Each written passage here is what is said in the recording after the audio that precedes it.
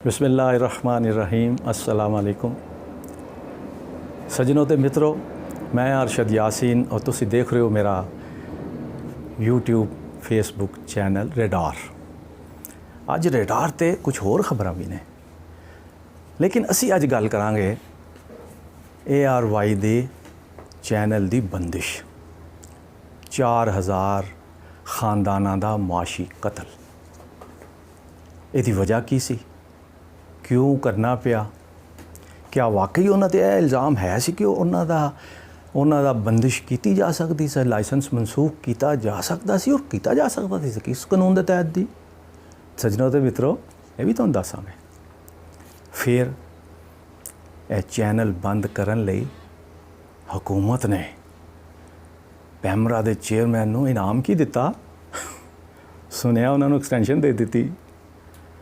ये ओही सलीम बेग साहब ने जिन्हां दे बारे च खबरां आईयां सन कि मरियम औरंगजेब नूं 30 करोड़ रुपया दिता ते एक फैसला करवाया सी।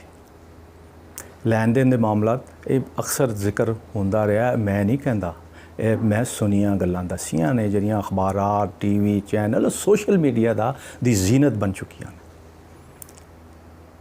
क्या ARY चैनल दी बंदिश दी जिम्मेदारी सिर्फ हुकूमत के उत्ते ही है? सहाफ़ती तंजीमां की कर रही हैं? वो आपस में दस्तो गिरबान क्यों ने? सज्जनों ते मित्रों, असी अज उहदे ते भी गल करांगे कि साडे रेडार दे उत्ते की है इस हवाले दे नाल। सज्जनों ते मित्रों, ARY ये मौजूदा हुकूमत नूं हज़म हो ही नहीं सी रहा। वो कहंदे ने ना कि आटा गुन्नदी हिलनी क्यों है? आटा तो गुन रही हैं लेकिन हिलनी क्यों है? इसलिए मौजूदा हुकूमत जदों दी आई है वो ARY दे खिलाफ ही इकदामात करती रही। मुकदमात, बहुत सारे ऐसे वाक़यात जेरे के सोशल मीडिया ते भी नहीं आए। लोगों नूं धमकाना, मुलाजम लोगों नूं, साफियां नूं जिन्हां दा एक बड़ा एहतराम होंदा सी, बड़ी इज्जत होंदी सी, मुखालफीन भी एहतराम करते सन। आज कोई नहीं, क्योंकि साफ़ी भी तो तकसीम हो चुके हैं ना। बहरहाल ARY दे तुहानूं याद होएगा सज्जनों ते मित्रों, कुछ अरसे पहले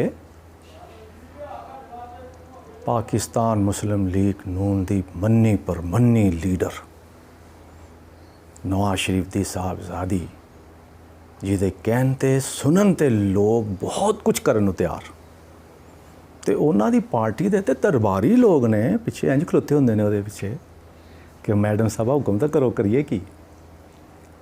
उन्हें तुहानूं याद है ना, एक प्रैस कॉन्फ्रेंस दे अंदर तारीख दे विच पहली बारी ऐसा होया कि किसी लीडर ने कहा कि फलाने चैनल दा माइक उठा दिओ। कदी नहीं होया। कदी इसलिए नहीं होया कि सहाफ़ती तंजीमां मजबूत सन, किसी नूं कदी जरूरत ही नहीं हुई। हुण सहाफ़ती तंजीमां कट्ठियां नहीं हैं। हर मीडिया मालिक ने एक अपनी तंजीम बना ली। 6 बंदे 8 बंदे इकट्ठे करो तो यूनियन बन जाती, वो एडा मुश्किल है। फिर है ही नहीं सज्जनों ते मित्रों, जुल्म है होया कि वो तरे जरे छोटे छोटे दुकानदारियां जिहड़ियां सहाफ़ती तंजीमां दे नां तो बनियां, उन्होंने अपनी अपनी एक सियासी जमात भी पसंद कर लेती। उन्हां लई ही काम करते हैं, उन्हां लई एहतजाज करते हैं, उन्हां दी ही तारीफ करते हैं। करने गल, लेकिन पहले असी एदा आइनी और गैर कानूनी मामला देख लईए। सज्जनों ते मित्रों, आर्टिकल 10 ये कहता है कि कोई भी हुकूमत, कोई भी अदारा, इत्थों तक के पैमरा तक किसी भी अदारे नूं बंद नहीं कर सकता उस वक्त तक जिस वक्त तक उहदा मौकफ ना सुन लिया जाए। उन्होंने नोटिस दे के उहदी गल ना सुनने लई लाए नहीं किया जा सकता, गैर कानूनी। होया कि हुकूमत ने, क्योंकि हुकूमत तो पसंद ही नहीं सी ARY, हुकूमत ने पहले साबर शाकर, अशरफ शरीफ और बहुत सारे साफ़ी एंकर ਜਿਹੜੇ ਐਸੇ ਅਦਾਰਿਆਂ ਦੇ ਵਿੱਚ ਕੰਮ ਕਰਦੇ ਸਨ। ਮੇਰਾ ਉਹਨਾਂ ਦੀ ਰਾਏ ਨਾਲ ਮੁਤਫਿਕ ਹੋਣਾ ਜ਼ਰੂਰੀ ਨਹੀਂ ਹੈ। ਮੁਮਕਿਨ ਹੈ ਮੈਂ ਉਹਨਾਂ ਦੀ ਸਟੇਟਮੈਂਟ, ਉਹਨਾਂ ਦੇ ਪ੍ਰੋਗਰਾਮਾਂ ਨੂੰ ਲਾਇਕ ਵੀ ਨਾ ਕਰਦਾ ਹਾਂ, ਲੇਕਿਨ ਸਾਫ਼ੀ ਹੋਣ ਦੀ ਹਸੀਅਤ ਨਾਲ ਤਾਂ ਮੈਂ ਉਹਨਾਂ ਦੇ ਨਾਲ ਹਾਂ, ਜਿਸ ਲਈ ਉਹਨਾਂ ਦੇ ਨਾਲ ਜ਼ੁਲਮ ਹੋਏਗਾ, ਜ਼ਿਆਦਤੀ ਹੋਏਗੀ। ਉਹ ਕੁਛ ਤਾਂ ਮੁਲਕ ਛੱਡ ਕੇ ਨੱਸ ਗਏ, ਕੁਛ ਵੈਸੇ ਘਰਾਂ 'ਚ ਦੁਬਕ ਕੇ ਕਿਧਰੇ ਪਕੜ ਹੀ ਨਾ ਲੈਣ। ਗੱਲ ਫੇਰ ਵੀ ਨਾ ਮੁੱਕੀ ਤੇ ਜਨਾਬ ਉਹਨੂੰ ਬੰਦ ਕਰਨ ਦਾ ਨੋਟਿਸ। ਪਹਿਲੇ ਕੀ ਹੋਇਆ? ਪਹਿਲੇ ਕੀਤਾ ਗਿਆ ਕਿ ਜਨਾਬ ਉਹਦਾ ਨੰਬਰ ਹੀ ਬਦਲ ਦਿਓ ਤਾਂ ਕਿ ਲੋਕ ਦੇਖਦੇ ਦੁਖਦੇ ਰਹਿਣ। ARY ਹਾਈ ਕੋਰਟ ਚਲੇ ਸਿੰਧ ਹਾਈ ਕੋਰਟ ਚਲੇ ਗਏ। ਸਿੰਧ ਹਾਈ ਕੋਰਟ ਨੇ ਪੈਮਰਾ ਦੇ ਚੇਅਰਮੈਨ ਨੂੰ ਹੁਕਮ ਦਿੱਤਾ ਕਿ ਆਪਣੇ ਹੀ ਨੰਬਰ 'ਤੇ ਚੱਲੇਗਾ ਔਰ ਕਿਸੇ ਕਿਸਮ ਦੀ ਇਹਦੇ ਖਿਲਾਫ ਕਾਰਵਾਈ ਨਾ ਕੀਤੀ ਜਾਏ, ਤਫਤੀਸ਼ ਕੀਤੀ ਜਾਏ, ਕਾਰਵਾਈ ਨਾ ਕੀਤੀ ਜਾਏ ਤਫਤੀਸ਼ ਤੋਂ ਪਹਿਲੇ। ਲੇਕਿਨ ਹੋਇਆ ਕਿ ਪੈਮਰਾ ਦੇ ਚੇਅਰਮੈਨ ਨੇ ਤੋਹੀਨ ਅਦਾਲਤ ਤੋਂ ਬਚਣ ਲਈ ਕਿਹਾ ਕਿ ਭਈ ਮੈਂ ਤਾਂ ਹੁਣ ਕੁਝ ਵੀ ਨਹੀਂ ਕਰ ਸਕਦਾ, ਮੈਂ ਕੀ ਕਰ ਸਕਦਾ। ਬਹਰਹਾਲ ਇੱਕ ਨਵੀਂ ਸਾਜ਼ਿਸ਼ ਤਿਆਰ ਹੋਈ।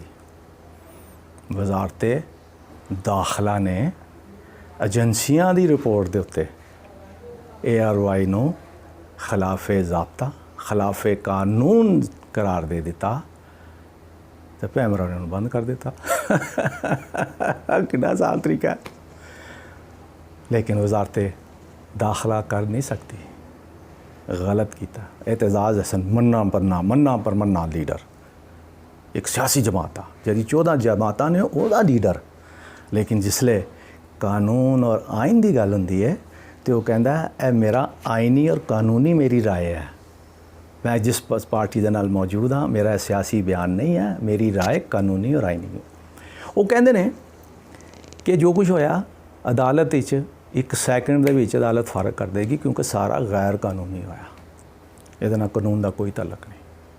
ਨਾਜ਼ਰੀਨ ਇਹ ਤਾਂ ਫਿਰ ਤੈਅ ਹੋਇਆ ਨਾ, ਸ਼ਬਾਜ਼ ਗਿੱਲ ਦੀ ਗ੍ਰਿਫਤਾਰੀ ਹੋਵੇ, ਹਮਜ਼ਾ ਸ਼ਬਾਜ਼ ਦਾ ਹਲਫ ਹੋਵੇ, ਇਹ ਹੋਵੇ, ਸਾਰਾ ਕੁਝ ਫਿਰ ਅਦਾਲਤਾਂ 'ਚ ਜਾਂਦਾ ਹੈ ਔਰ ਗੈਰ ਕਾਨੂੰਨੀ ਕਰਾਰ ਦੇ ਦਿੱਤਾ ਜਾਂਦਾ।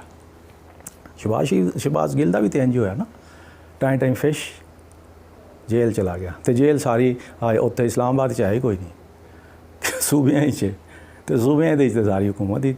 ਹੁਣ ਤੁਹਾਨੂੰ ਪਤਾ ਕਿੰਨਾ ਦੀ ਹੈ ਸੱਜਣੋ ਤੇ ਮਿੱਤਰੋ, ਕੀ ਹੋਣਾ ਮਤਲਬ ਰਿਹਾ ਹੀ ਸਮਝੋ ਨਾ ਜੀ। ਇਸੇ ਤਰ੍ਹਾਂ ARY ਦਾ ਵੀ ਅਦਾਲਤ ਫੁਰਕਾ ਕੇ ਰੱਖ ਦੇਗੀ। ਲੇਕਿਨ ਮੇਰੇ ਰਡਾਰ ਨੇ ਕੁਝ ਹੋਰ ਵੀ ਦੱਸਿਆ। ਉਹ ਇਹ ਕਹਿੰਦਾ ਹੈ ਕਿ ਸਿੰਧ ਹਾਈ ਕੋਰਟ ਨੇ ਚੇਅਰਮੈਨ ਪੈਮਰਾ ਨੂੰ ਤਲਬ ਕਰ ਲਿੱਤਾ ਔਰ ਉਹਨੇ ਕਿਹਾ ਕਿਉਂ ਨਾ ਤੋਹੀਨ ਅਦਾਲਤ ਦਾ ਕਾਰਵਾਈ ਜਨਾਬ ਦੇ ਖਿਲਾਫ ਕੀਤੀ ਜਾਏ। ਮਨਾ ਕੀਤਾ ਸੀ, ਛੇੜਖਾਨੀ ਤੋਂ ਬਾਜ਼ ਨਹੀਂ ਆਏ।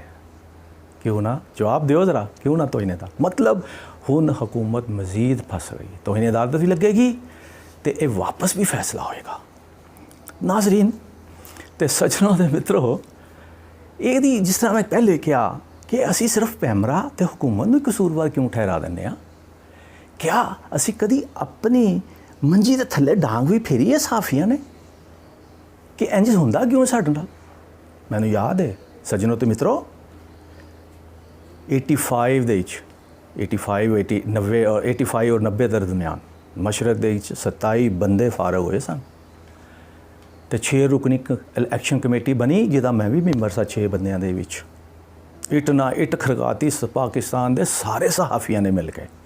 ਨਾ ਸਿਰਫ ਉਹ 26 ਦੇ 26 ਲੋਕ ਬਹਾਲ ਹੋਏ बल्कि 74 बंदे रेगूलर करवाए जो नवे सन, ਜਿਹੜੇ डेली वेजिस ਤੇ ਕੰਮ ਕਰਦੇ ਸਨ और कॉन्ट्रैक्ट ਤੇ ਕੰਮ ਕਰਦੇ ਸਨ, ਉਹਨਾਂ ਨੂੰ ਰੈਗੂਲਰ ਕਰਵਾਇਆ।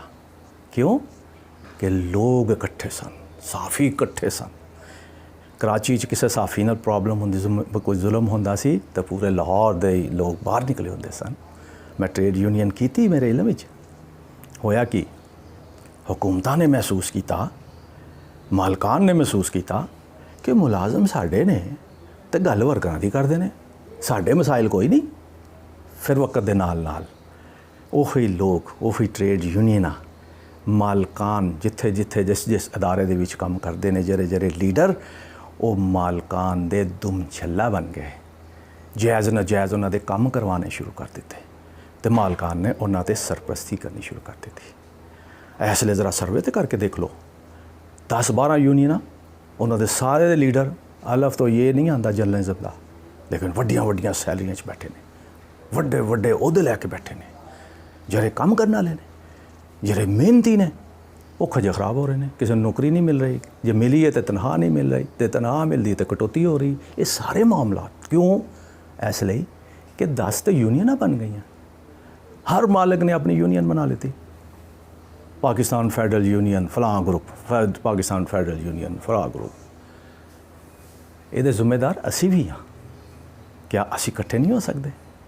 ਹਾਂ, ਇਕੱਠੇ ਹੁੰਦੇ ਹਾਂ ਜਿਸਲੇ ਦੇਖ ਰਹੇ ਹਾਂ ਕਿ ਹੁਣ ਸਾਡੇ ਮਾਮਲਾ ਜਿਹੜੇ ਨੇ ਸਾਨੂੰ ਇਜਤਮਾਈ ਕੋ ਮਸਲਾ ਬਣ ਗਿਆ, तो फिर ਅਸੀਂ कहना हम सब एक हैं, लेकिन खुदा दी कसम दिलों असी हम सब एक नहीं है। सिर्फ मुफादात ਦੀ ਗੱਲ ਹੈ।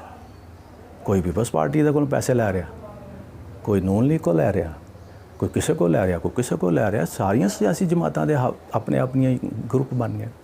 ਪਿੱਛੇ ਜੇ ਇੱਕ ਵਾਰੀ ਸੱਜਣੋ ਤੇ ਮਿੱਤਰੋ ਮੈਂ ਜਨਾਬ ਨੂੰ ਦੱਸਾਂ ਕਿ ਪਿੱਛੇ ਵਾਰੀ ਇੱਕ ਵਾਰੀ ਇਹ ਹੋਇਆ, ਸਾਰੇ ਵੱਡੇ ਵੱਡੇ ਲੀਡਰ, ਪੁਰਾਣੇ ਲੋਕ, ਬੁੱਢੇ ਮੇਰੇ ਨਾਲ ਦੇ, ਮੇਰੇ ਤੋਂ ਵੀ ਸੀਨੀਅਰ ਲੋਕ, ਉਹਨਾਂ ਨੇ ਦਰਦ ਅਹਿਸਾਸ ਕੀਤਾ ਤੇ ਉਹਨਾਂ ਨੇ ਕਿਹਾ ਯਾਰ ਸਾਰੇ ਇਕੱਠੇ ਹੋ ਜਾਈਏ ਯਾਰ, ਤੁਹਾਡੀ ਮਿਹਰਬਾਨੀ ਹੈ, ਇਸ਼ੂ ਤੇ ਸਾਡੇ ਸਾਰਿਆਂ ਦੇ ਇਕੱਠੇ ਹੀ ਨੇ ਨਾ, ਤੇ ਇੱਕ ਇਲੈਕਸ਼ਨ ਕਰਾ ਦਿੰਦੇ ਆ। ਜਿਹੜਾ ਜਿੱਤ ਗਿਆ ਉਹ ਜਨਾਬ ਯੂਨੀਅਨ ਕਰੇ, ਜਿਹੜੇ ਹਾਰ ਗਏ ਉਹਨਾਂ ਨੂੰ ਤਸਲੀਮ ਕਰੇ, ਤਾਂ ਕਿ ਵਰਕਰਾਂ ਦੇ ਕੋਈ ਮਸਾਇਲ ਸਿੱਧੇ ਹੋ ਸਕਣ। ਤੇ ਮੈਂ ਉਸ ਵੇਲੇ ਇੱਕ ਯੂਨੀਅਨ ਦੇ, Pakistan federal union of journalist, ਉਹਦੇ ਇੱਕ ਤਰ੍ਹਾਂ ਦੇ ਇੱਕ ਸੈਕਟਰੀ ਜਨਰਲ ਨੂੰ ਪੁੱਛਿਆ ਕਿ ਕਿਆ ਤੁਸੀਂ ਇਕੱਠੇ ਹੋ ਜਾਓਗੇ? ਉਹਨੇ ਕਿਹਾ ਵਾਹ ਅਰਸ਼ਦ ਸਾਹਿਬ, ਭੋਲੇ ਬਾਦਸ਼ਾਹ ਹੋ ਤੁਸੀਂ ਵੀ। ਉਹ ਸਾਡੇ ਗਰੁੱਪ ਤੇ ਇੰਨਾ ਛੋਟਾ ਜਿਹਾ ਗਰੁੱਪ ਹੈ, ਅਸੀਂ ਤਾਂ ਛੋਟੀ ਜਿਹੀ ਦੁਕਾਨਦਾਰੀ ਬਣਾਈ ਹੈ, ਤੇ ਜਿਨ੍ਹਾਂ ਨੇ ਡਿਪਾਰਟਮੈਂਟਲ ਸਟੋਰ ਬਣਾਏ ਨੇ ਉਹ ਕਿਉਂ ਖਤਮ ਕਰਨਗੇ? ਸੱਜਣੋ ਤੇ ਮਿੱਤਰੋ, ਇਹ ਹੁਣ ਜਿਹੜੀਆਂ ਯੂਨੀਅਨਾਂ ਨੇ ਇਹ ਡਿਪਾਰਟਮੈਂਟਲ ਸਟੋਰ ਨੇ। ट्रेड यूनियन जरी है, यूनियन नहीं है, यूनियन ख़त्म हो गई, उन सिर्फ ट्रेड रह गई है। ਉਹਦੀ ਵਜ੍ਹਾ ਹੈ ਕਿ ਅਦਾਰੇ ਬੰਦ ਹੋ ਰਹੇ ਨੇ, ਉਹਦੀ ਵਜ੍ਹਾ ਹੈ ਕਿ ਲੋਕਾਂ ਨੂੰ ਫਰਕ ਕੀਤਾ ਜਾ ਰਿਹਾ ਹੈ, ਉਹਦੀ ਵਜ੍ਹਾ ਹੈ ਕਿ ਹਰ ਅਦਾਰੇ ਦੇ ਵਿੱਚ 40% 30% ਕਟੌਤੀਆਂ ਕੀਤੀਆਂ ਜਾ ਰਹੀਆਂ। ਜੋ ਲੇਟ ਆ ਰਿਹਾ ਪੈਸੇ ਕੱਟੇ ਜਾ ਰਹੇ ਨੇ, ਕੋਈ ਪੁੱਛਣ ਵਾਲਾ ਨਹੀਂ, ਕੋਈ ਦੱਸਣ ਵਾਲਾ ਨਹੀਂ, ਹਕੂਮਤ ਤਵੱਜੋ ਨਹੀਂ ਦਿੰਦੀ, DGPR PID ਉਹਨਾਂ ਨੂੰ ਇਸ ਦੇ ਨਾਲ ਤਾਲੁਕ ਕੋਈ ਨਹੀਂ। तो फिर साफी रोंदे ने क्यों कटाता, क्यों चैनल बंद हो गया? भाई अपने करतूते देखो, आप तो इकट्ठे होवो तो सब कुछ ठीक हो जाएगा। अदालतां किदों तक तुहानूं रिलीफ देणगियां? मेरी अज सज्जनों ते मिजरो अज अपने रेडार के उत्ते मेरी अपने सारे ग्रुपां ते जिन्नी भी सहाफती तंजीमां ने, छोटियां वड्डियां, सब नूं हथ जोड़ के बिनती है कि खुदारा मुल्क दा ते बेड़ा गर्क होई जा रहा है, खुदारा साफियां नूं बचा लो, सहाफत नूं बचा लो। कहंदे हो ना सहाफत जिंदा है, कित्थे जिंदा है सहाफत कित्थे जिंदा है? जिस घर खान नूं है नहीं, बेरोज़गारी है, बच्चे ने, पेट्रोल महंगा, किराए ते रह रहा है, कित्थों सहाफत जिंदा है? लगदा है तुहानूं सहाफत जिंदा? क्या वो सहाफत है जिहड़ी अज तो 30 साल पहले हुंदी सी? नहीं है। ਤੁਹਾਡਾ ਸਭ ਦਾ ਸ਼ੁਕਰੀਆ। ਆਪਣਾ ਬਹੁਤ ਖਿਆਲ ਰੱਖਣਾ, ਪਾਕਿਸਤਾਨ ਦੇ ਚੱਪੇ ਚੱਪੇ ਨਾਲ ਪਿਆਰ ਕਰਨਾ, ਤੇ ਪਾਕਿਸਤਾਨ ਜ਼ਿੰਦਾਬਾਦ।